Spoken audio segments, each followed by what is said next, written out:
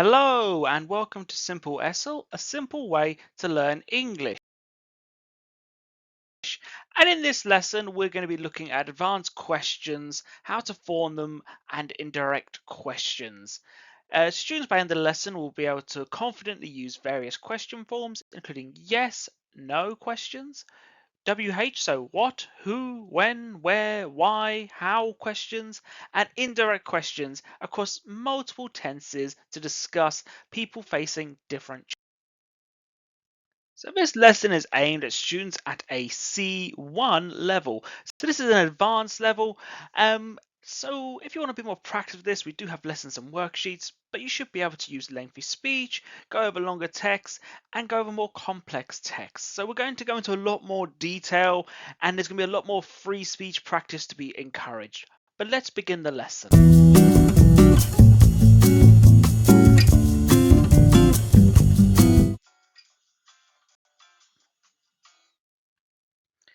So when we're forming questions, we have many different ways we can do this. The most simple is a yes/no question. So yes/no questions have a simple answer, either yes or no. Did you finish the project on time? This is an example of a yes/no question. Yes, I did. No, I didn't. It doesn't allow for any more detail or information to be given. Did you finish the project on time? Yes, no. Now, WH questions, we can use who, what, when, where, why, and just to mix things up, how. These are all questions that can be used and they can gather more information. So, what made the challenge difficult? There can be lots of answers to this question. So, these can be used to gather more information. And then we have indirect questions. Now, indirect questions, similar to WH questions, can gather more information, but these are used to sound polite and are often used in formal situations. For example, an interview.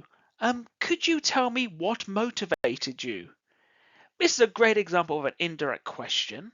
It emphasizes being polite and once again would be used in a more formal situation. So let's practice recognizing the question types. I would like you to read each question and identify the type of questions. So yes, no, WH, or indirect. Can you explain why you chose this path? What do you think is the best answer here? Can you explain why you chose this path? Well, you could say yes or no, but it's asking for a little bit more information. So what would we say? It's an indirect question. Can you explain? It's open, it's wide. You can answer with lots of information. Let's try another one. Did you feel prepared for the challenge? Yes, no, WH, indirect. 5, 4, 3, 2, 1. That's a yes, no question.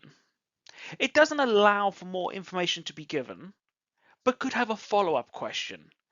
Did you feel prepared for the challenge? Yes. What made you feel that way? An indirect question or a WH question afterwards. What made you feel that way? A WH question to get more information. Who inspired you to keep going? Who inspired you to keep going? Nice simple one. That's a WH question. Could you share what you learned? Could you share what you learned? What do we think? Yes, no, WH, indirect. Well, it's not a yes, no, it needs more information. It doesn't have a WH word to start, so we would say it's an indirect question. What was the hardest part? What was the hardest part? It's a WH question. Now, how can we form indirect questions? So indirect questions are a polite way of asking something, and they're often introduced with phrases to soften, to make the question sound nice. It's a polite way of doing it. So to soften the question. So we can use different phrases, different groups of words to soften the question. Could you tell me? Do you know?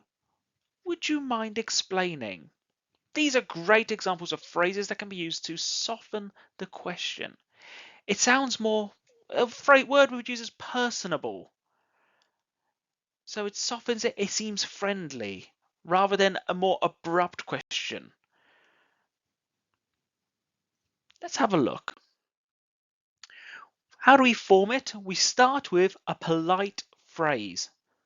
Here are some examples. Could you tell me? Do you know? Would you mind explaining?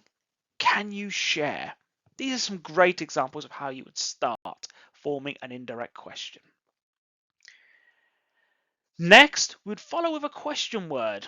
So after a polite phrase, we include question words that we'd use in a direct question. So an example, we could use the WH words here. What, where, why, when, who, how. We can use this to follow the polite phrase. And then we use the statement word order. Unlike direct questions, indirect questions use statement word order. This usually means that the subject comes before the verb. So in English, this usually means the subject comes before the verb. So we can see here, why did you start? Why did you start? Why you started. We can flip it round. So instead of why did you start, we would say why you started. Could you tell me why you started? This is a great example of forming an indirect question. Here's some more examples. So we can turn where are you from into could you tell me where you are from? So where you are from, where are you from? That feels, it's okay, but could you tell me where you're from? Feels really good in conversation, makes you sound like a native speaker. Why did you choose this path? Would you mind explaining why you chose this path? When did you arrive? Do you know when you arrived? Let's practice converting these direct questions into indirect questions. Why did you start this journey? Why did you start this journey? Well, this could become, could you explain why you started this journey? Could you explain why you started this journey? What did you hope to achieve? How could we convert this? Think of a polite phrase. We have our WH word. How would we move this around? It's got to be subject orientated. Would you mind sharing? It's a good example. What you hoped to achieve. Are you satisfied with your progress? How could we change this to an indirect question? Are you satisfied with your progress? Simple phrase. Could you tell me if you are, so these have swapped, if you are satisfied with your progress? Who helped you along the way? Let's think of a nice phrase. Would you share? Who helped you along the way? What advice would you give to others? So you think of a nice phrase, a polite phrase. Could you advise what you would say? So you can see, would you have swapped? Would you say to others? So I'd like to have a little bit of a homework task, something to think about. I would like you to create questions you would ask to someone facing one of the following challenges. So if I asked you about moving to a new country, what questions could I ask? Starting a new business, overcoming a health issue. Think of some questions and think of some people you can ask them to. So, for example, moving to a new country. Could you tell me how you adapted to a new culture? We're in a new country. Maybe there's different food, different hobbies. It's a new culture to learn. Starting a business. What was your biggest obstacle in starting a business? And overcoming health issues. Did you have support during your recovery? So we have a yes no question, we have a WH question, and we have ourselves the other questions there. So I'd like you to try and get the selection of all the questions that we've practiced during this lesson. So once you're finished, you'll be able to do indirect questions, yes, no questions, WH questions, and that can be included in your homework. If you'd like more practice with worksheets, we do have worksheets in the QR code below, and they're available on our Patreon. So we've practiced forming yes, no questions and WH questions with multiple tenses, and we reviewed how to use these to inquire about different topics.